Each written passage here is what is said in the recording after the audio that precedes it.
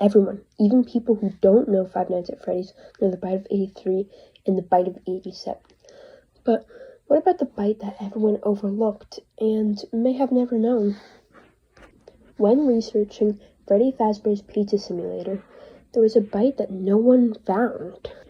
When FNAF 6 came out in 2017, the main part people cared about lore-wise were the fire and the minigames. No one observed the simple details in the game, even though they were pretty obvious.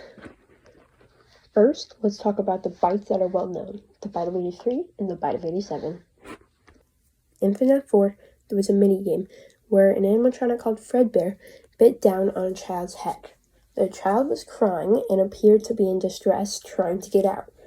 It turned out he was put there by his older brother, Michael, and he died because Fredbear's spring locks fell apart because of the pressure of him trying to get out, causing him to die immediately. Although the Bite of 83 was similar to the Bite of Pizzeria Simulator, it was still pretty different. They both had head injuries, but so did the Bite of 87.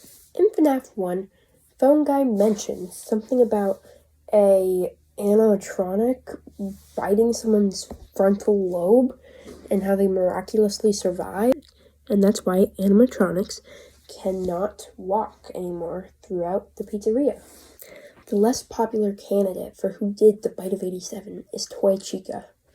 Toy Chica is missing her beak in Ultimate Custom Night, and there's a voice line where she talks about why she lost it, and it could hint towards the Bite of 87. On the other hand, an animatronic called Mangle comes down from the ceiling, and its jump scare, it comes down from the ceiling and bites what would be a kid's frontal lobe. Also, when Phone Guy is calling 911, you hear Mangle. So those are the bites of 83 and 87. But why do I think that there's a bite in Pizzeria Simulator? I was looking through all the documents that you can be sued for in Pizzeria Simulator, and one of them mentioned a head injury to the frontal lobe.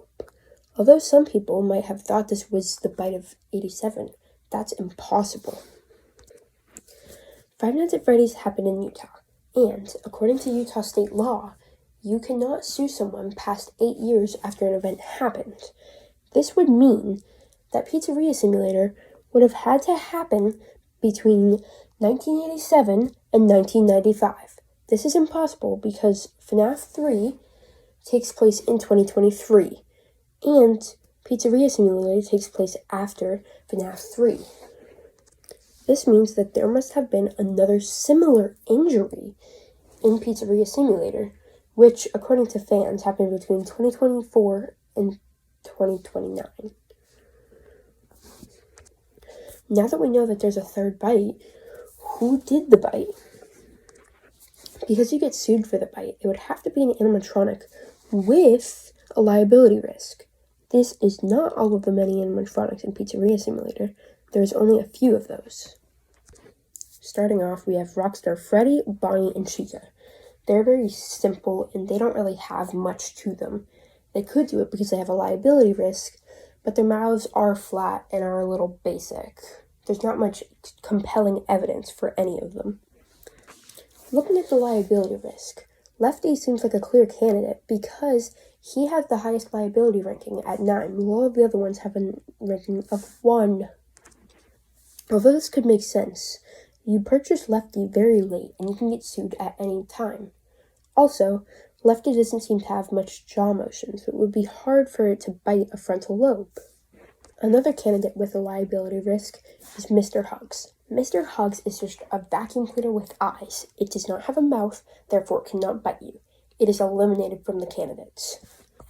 Trash in the gang can be marked down, causing them to have a liability risk, but Bucket Bob, Number 1 Crate, Pan Stan, and Mr. Can do not have a mouth, so they cannot do the bite. Funtime Chica's mouth is too small. The mediocre melodies can bite, but there's no compelling evidence for any specific one. An underdog for the murder would be Music Man. He does open his mouth a lot because he chatters his teeth, and he also has a liability risk, but his mouth is flat, and it would be difficult to put a kid's head inside of his mouth. Fredbear and Mangle are deemed to be the original biters of 83 and 87, respectively, but they're not in the game, so we're going to have to think of some replacements for that. One very possible option is Nedbear. He looks like Fredbear, who also committed a brain injury. It could be similar because it is older and inspired by Nedbear, so maybe it has similar spring locks and could break easier. Nedbear did the bite because he has the biggest and most faulty jaw, and because he is one of the only animatronics allowed to be out during the daytime of the bite. He was also based on the original Fredbear, so perhaps they have some similar features.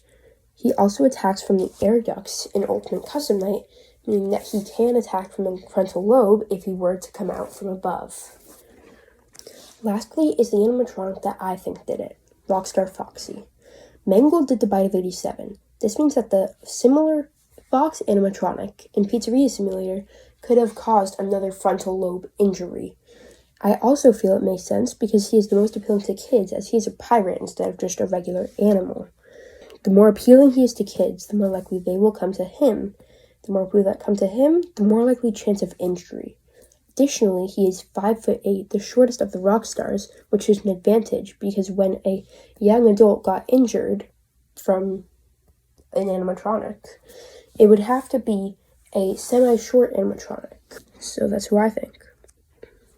Then again, I could just be overthinking everything, and Scott just didn't study Utah law, but it's an interesting possibility that I wanted to explore. Tell me in the comments what you think, because I would love to hear that. I hope you've enjoyed. Like and subscribe. Thanks. Bye.